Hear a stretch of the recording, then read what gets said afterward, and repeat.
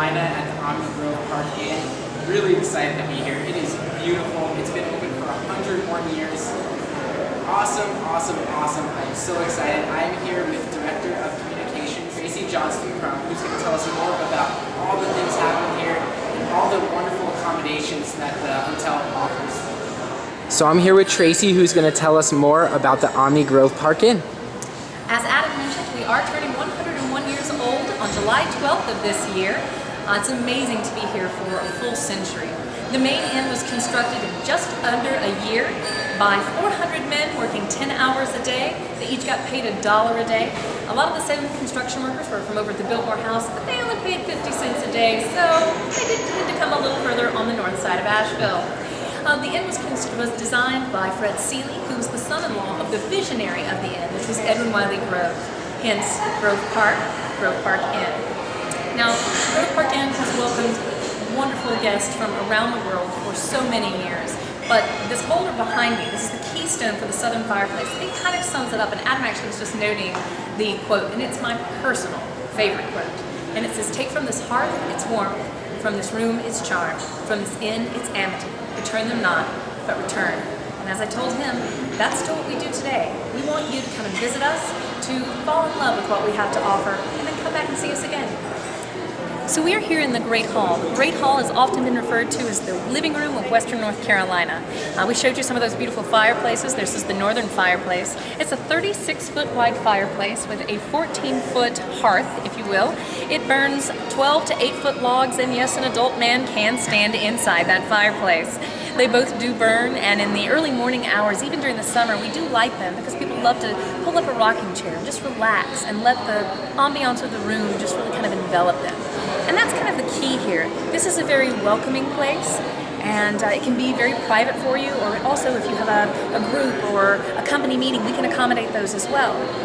And so it's really a lovely place to do that. And even when you're here for a group meeting, you can bring your family. We've got lots for the entire family to do. But this room is really where the history happened. You'll see the beautiful columns that are here. We have 6 of those. They have been recovered just recently with our $25 million capital improvement. Each one of those wooden panels is constructed out of oak in the arts and crafts style. It was crafted by hand by a gentleman named Rob Kleber from Arden, North Carolina, and his company Earth and Home. It's a wonderful local man and truly an artist at what he does. The original columns were covered in stone, just like the rest of the inn.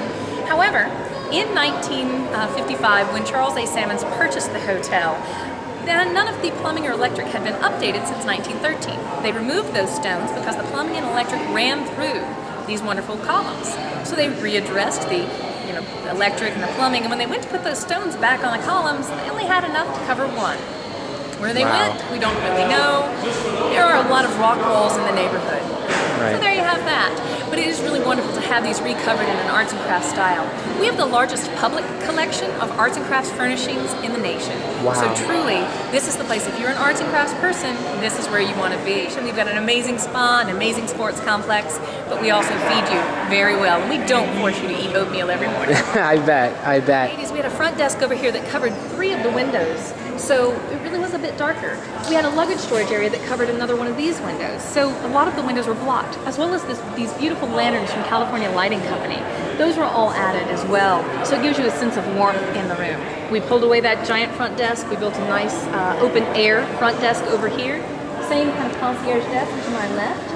And then to the right, we put in our guest services, valet, bellman, that type of thing. But we left it in an open air situation. Again, really opening up the room. It had become a little closed off in the 1980s. That's kind of Asheville as a whole. We are a place of wellness, and Grove set us up that way, but we've been that way long before Grove ever arrived. The Native Americans in this area used to bring their elderly and their ill to this valley. Asheville is constructed on top of a quartz crystal bed, a place of healing. So this was neutral territory. So the Native Americans would bring their elderly and their ill here, and this was a place where we just allowed each other to heal. As we evolved in the 1900s, we had 900 tuberculosis beds. So we were the place where you came to recover from your bronchial issues. In fact, that's how Grove ended up here, is he came to follow Dr. Battle. Dr. Battle was a wonderful doctor who came to treat this tuberculosis epidemic, and in fact, George Vanderbilt came here because of Dr. Battle. He brought his mother here to convalesce, fell in love with the south side of town, built that beautiful house, the Biltmore House, And then Grove also followed Dr. Battle here and fell in love with Asheville, bought Sunset Mountain, built a beautiful park at the end of Macon Avenue, and eventually built the Grove Park Inn. So Adam, take a look at our beautiful cityscape there. We are exactly 1.6 miles from downtown Asheville, and it's wonderful to be able to look out onto that cityscape. It's a little hazy today, but we have also a fantastic view of the Blue Ridge Mountains. Now, what you see in front of you that's a little bit lower is our subterranean spa. It is a world-class spa. It's a $50 million spa. There are 43,000 square feet of wonderment down there. In fact, all the mineral and waterfall pools have music piped in underneath the water. When you place your head under the water, they have very specific speakers, so it's not muffled or garbled in any way. You really do hear this beautiful ethereal music. You have, again, the waterfall pools, the outdoor hot tub. You have plunge pools on either sides, contrast pools, a sauna, aromatherapy room, steam room. I could keep going. It's crazy, but it is absolutely the most wonderful place to spend the day. And I do recommend, whether you're staying with us or not, you're more than welcome to book the spa. I do recommend at least carving out about 5 to 6 hours for the spa. Wow. And not because it requires that much time, but because you want to go down, spend about an hour or two in the pools, let your muscles loosen up, get comfortable, begin to relax, go to your treatment, allow the treatment to really do what it's intended for your body, and then come back out to those mineral pools and allow the toxins to deplete from the body. Terrace is right below us. This is the Sunset Cocktail Terrace. These are no reservations. You come in, you have great service there. You can pick up a wonderful handcrafted cocktail or one of our local beers that we do celebrate here in Asheville, North Carolina. But it is, again, first come, first serve. But now remember, there are always events in downtown Asheville that involve fireworks. And let me tell you, these are the hottest seats in town. And then if you want to look over, there's our Edison Terrace. We'll actually take a walk over to Edison in just a bit. But behind me is actually our iconic restaurant. This is the Sunset Terrace. This terrace has been here since we opened in 1913. We did add the covering in the 1950s. However, this restaurant has really been our mainstay. It is an iconic chop house. We serve great seafood, great steaks, great chops. It is just a real, honest-to-goodness American classic. So this is one of our elevators that's listed in Ripley's Believe It or Not. We are now going to come into this beautiful 3-sided elevator, and we are going to go up to the Palm Court, which was the original sitting room for the main inn. Now when you come to visit us, you have to stop and take this little part of the tour, which honestly so many people forget is here. Welcome to the Palm Court. Thank you, ma'am. So this is the Palm Court, again, the original sitting room for the main inn. So you can tell it's a lot quieter up here. The Great Hall had a lot more energy. It was a lot of vitality, really kind of a hustle-bustle kind of place. Now you can sit down there and you can have a cup of coffee, but if you're going to read a book, I recommend you come up here to the Palm Court. The Palm Court is a special place for me. All the rooms were built on a balcony system, if you can see that, and then here you can see above each door there is a numbered placard and kind of a wood insert. That wood insert would originally have been a window, and above you can see a beautiful atrium. That atrium would have initially opened in 1913. So what you were instructed to do is open your exterior window, open the window above your door. They would open the atrium at night. The warm air would be pulled out. 41 and 443, we had a wonderful visitor in the summers of 35 and 36, and that would be F. Scott Fitzgerald. He stayed with us long after he had written Gatsby. He actually had a time here where he was really trying to recreate his life with Zelda in the 20s in Paris. He was looking to recapture his muse. So let's say it was a little bumpy for him. He did discharge a pistol into the ceiling. Oh my gosh. He was here trying to cure himself of his horrible gin addiction and was drinking about 52 little pony beers a day. Oh my gosh. So needless to say, he didn't always stand upright. Right. He was a very adventuresome guest when he was here. Zelda did not stay with him here. In 1936, he did bring her to Asheville, to Highland Hospital, which is unfortunately where she met her end. However, she didn't stay here. She only had lunch with Fitzgerald when he was here. Wow. Now there's more. How do you feel about a ghost story? Let's hear it. We've got one of those too. So our ghost is the Pink Lady. I can tell you what is fact, and then I can tell you the other stuff we think. Okay. But let's talk about fact. In 1920, a young woman fell from the 5th floor, right here, this 5th floor balcony, down to the Palm Court, and she lost her life. She was removed from property, and that's officially what we actually know. At that point in time, people still signed in at the hotel. This was a very affluent place, and people were almost always invited here. She didn't sign in, so we don't know who she was. We don't know if she was meeting someone. We don't know if she jumped or fell or was pushed. We really don't know. There is no death certificate, and there is no place of burial. Oh my goodness. This is why I still feel like she haunts us. She does haunt us. I've had 2 experiences with her myself. One of them was actually exiting Fitzgerald's room at about 10:30 at night after our F. Scott Fitzgerald weekend. Quiet, and she's more a voyeur than she is an active ghost. She tends to present herself more to women and children, more than men. In fact, most of the time it is to children, and oftentimes we hear this story, I would say at least once a month, maybe twice a month. It just kind of depends, especially in the cooler months. She tends to be more active, but we've had kids look at their mom and say, "Mama, where did the nice lady go?" And no lady. In 1944, the Navy commandeered the property and brought their servicemen and women here to relax. PTSD wasn't something that anybody talked about at that time, but people were starting to understand. And so there was a 2 to 3 week window where servicemen and women, mostly men of course, and some nurses were brought here to kind of transition between wartime and peacetime. It was a really interesting time period, but again, the inn was serving the exact same purpose it had always been intended to help you rest, relax, and find respite. But the interesting thing is right here in the Palm Court may still be eventually the United States Supreme Court. In 1956, we entered into a contract with the United States Supreme Court that in the event of a natural emergency or disaster, they would disband in D.C. and they would come together here in Asheville, North Carolina at the Grove Park Inn, and they would continue to conduct business for the government right here in the Palm Court. Now, in May of 2013, we had never spoken of this because it was a contract and we considered that to be a private contract.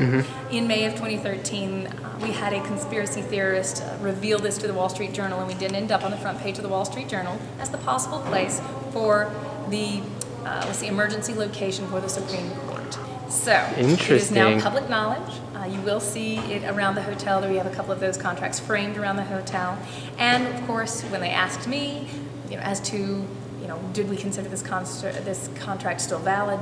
Of course, I said, well, we would certainly acquiesce to the court's decision as to the validity of the contract, but we would be more than happy to host and welcome the United States Supreme Court. It's an honor. It's definitely absolutely. And really, what could you say? Of course. There is no other answer for that. No, there is not. No. So this is the main inn. It's my favorite part of the hotel.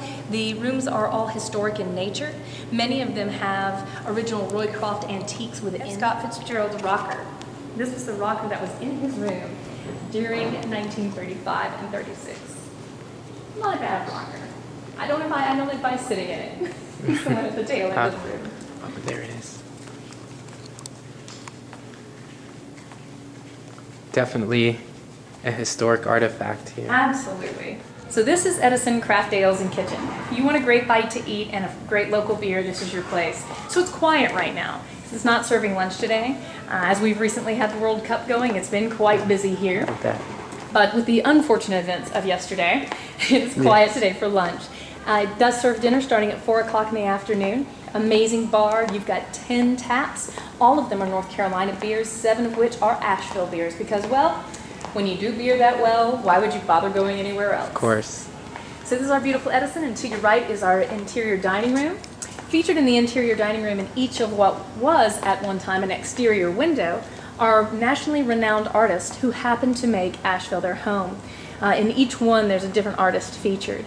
And it's amazing the amount of visual art that is in Asheville, as well as performing arts as well. There was quite an evolution in Asheville, starting in the early 1990s.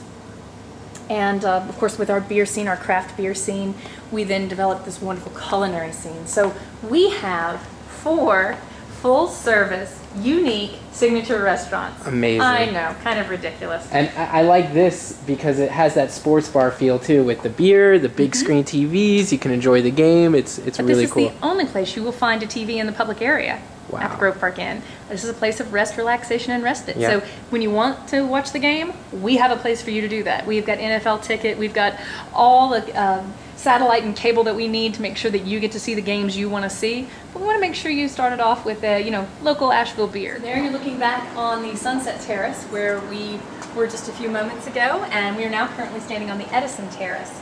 The Edison Terrace is the perfect place to grab a great bite, like I said, in a beer.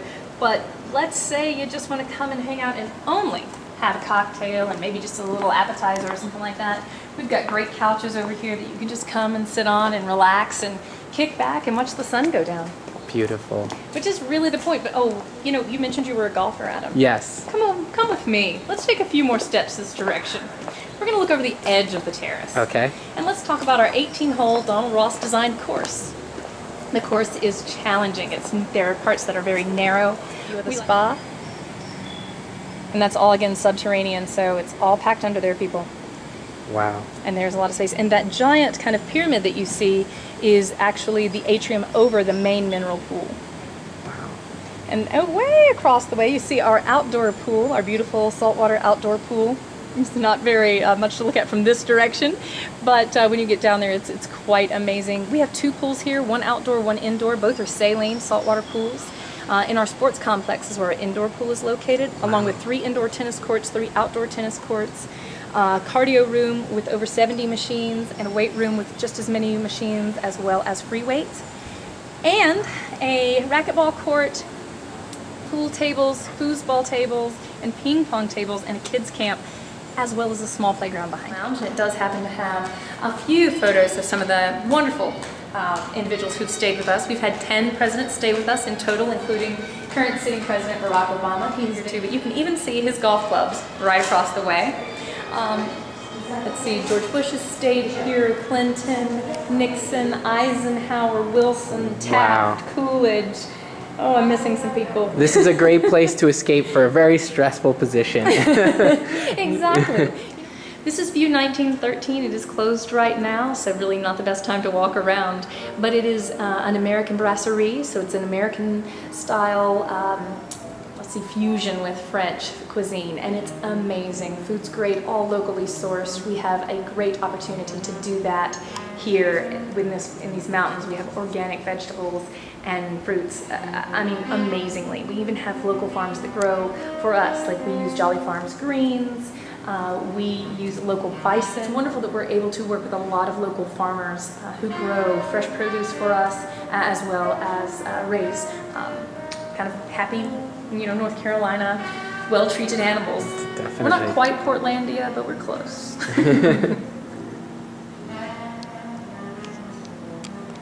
This is the Pink Pig. The Pink Pig has every candy you could ever imagine and want from yesteryear to today. And what you're looking at, well, these would be our house-made pastries. We have a phenomenal pastry shop, and they do absolutely brilliant work. Not only do they look beautiful, but they are ridiculously tasty. What is your favorite one? I'm a red velvet cupcake kind of person, but I have to tell you that lemon raspberry meringue tart is really, I think, calling my name. So I'd like to thank Tracey for the wonderful tour of the Omni Grove Park Inn. It is beautiful here. Whether you're a couple or, a guy's weekend out playing golf, girls' weekend out doing the spa, I definitely recommend to come out here to Asheville. There's so many things to do. And I have the cupcake right here. Looks really good. I'm going to take a bite. There goes my diet, but that's okay. I hope you guys can come out here. Asheville is a very special place. Sprinkle. And this is another Eye on North Carolina blog, and we'll see y'all soon.